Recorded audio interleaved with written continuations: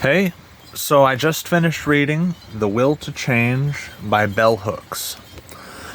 This was a book that I picked up at a charity place. I forget exactly where, but it was kind of like a Goodwill.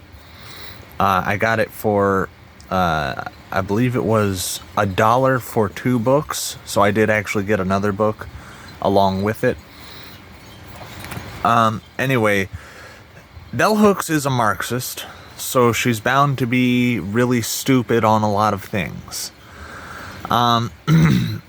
So her ideal is not women reigning over men, or at least she doesn't say that. Her ideal is basically what,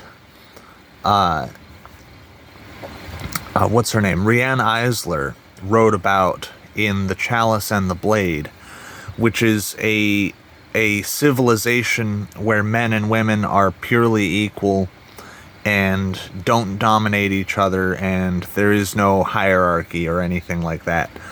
And there is no violence, and it's a utopia. It's utopian thinking.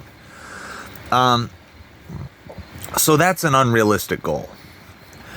Secondly, she thinks that certain things are normal when they are very clearly not. And she even acknowledges that many people tell her that these things are not normal, but then she continues to assert that they are normal. For example, in part of the book, she writes that her father, she was trying to play with marbles, which her brother played with, and her father broke the screen door of the front door, the screen part of the front door, and beat her with it. And she thinks this is normal, instead of completely outrageous, ridiculous, and psychotic. He did that because she played with marbles, allegedly. That's what she says it was for.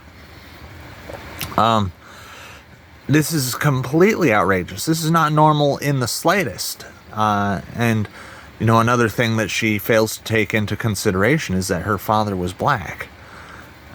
So that might actually be part of why he did that. It doesn't have to be patriarchy. It could just be blackness. So another thing...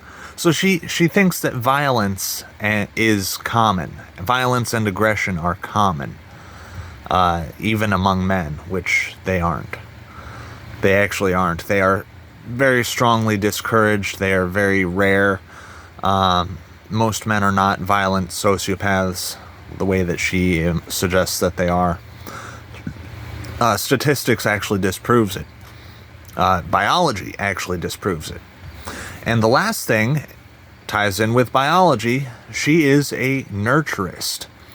She believes that all of human behavior is socialized. It is not inherent. It does not come from biology. And she's wrong about that as well. At least 50% of human behavior is biological. It is inherent in the human being. It is genetic. We cannot change it. At least 50% of it we cannot change. So she's wrong about some other things, but those are the big points that she's wrong about. When you start off with assumptions like these, you're bound to have a very deluded, deranged worldview, like feminism.